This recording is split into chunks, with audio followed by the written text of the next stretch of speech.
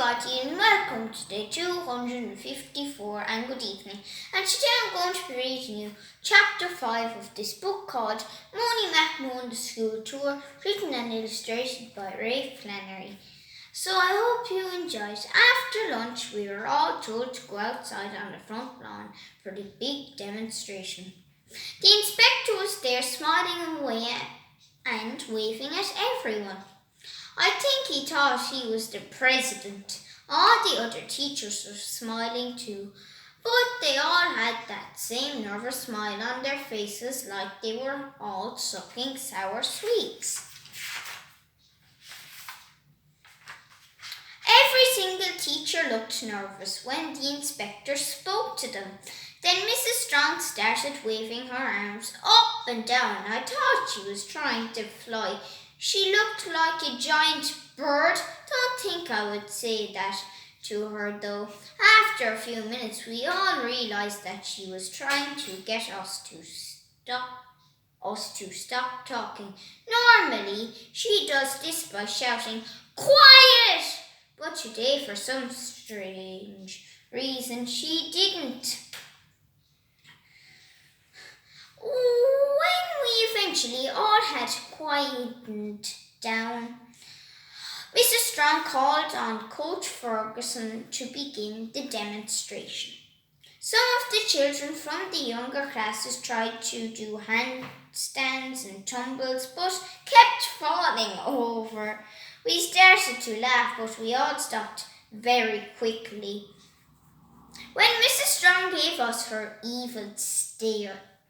You know, the one where she bends her head forward and looks over the rim of her funny-looking glasses. Raises one eyebrow, has that eye wide open and the other eye nearly closed. She also does that funny thing where her mouth, where she looks like she has bitten into a slice of lemon. I reckon they are trained how to do that in principal school. Then the big moment had arrived. It was our turn. The inspector knew we had just won the school's cup. Myself and Wingy were asked to demonstrate our football skills. No problem to two inspectors like us. At least it was no trouble until Wingy sliced the ball and it hopped off the inspector's car. The car's alarm started going off. Everything went quiet.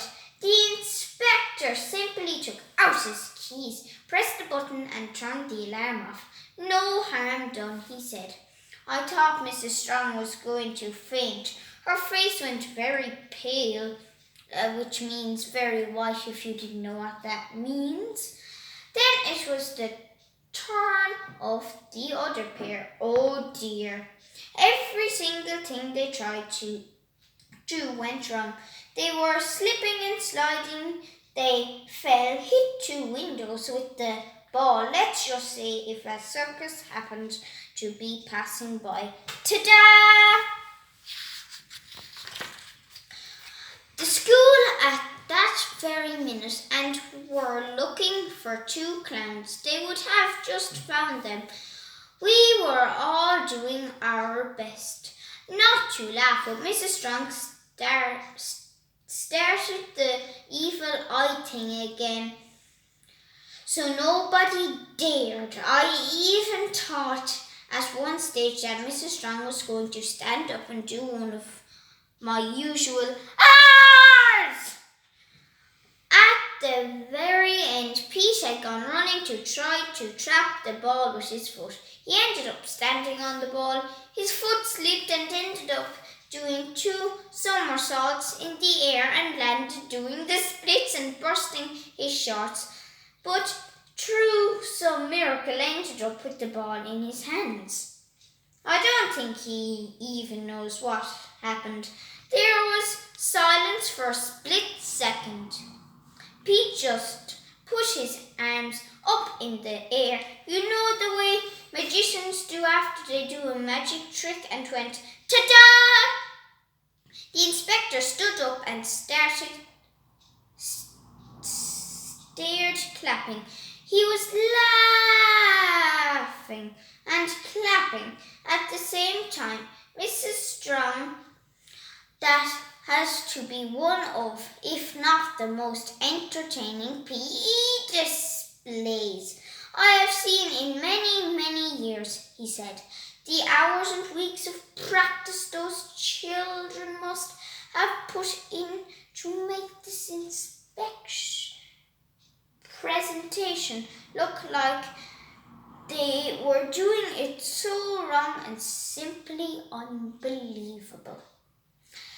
They are a credit to you, Mrs. Strong, Coach Ferguson, and the entire school. Congratulations! Poor Mrs. Strong didn't know either to laugh or cry. Coach Ferguson's face was as red as Pete had been earlier. The inspector raised his hands to get us to quieten down again.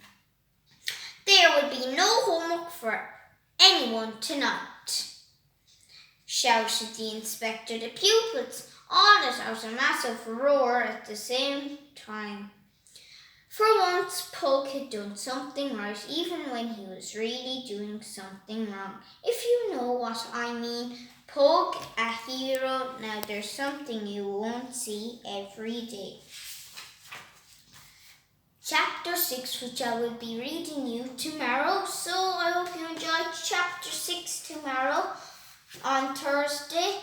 And I hope you enjoyed the chapter of Moany McMoan-The School Tour, written and illustrated by Flannery. So I hope you all have a lovely evening, and I guess I will see you all tomorrow on Thursday for day 255 of Rhys's stories. So goodbye, everybody.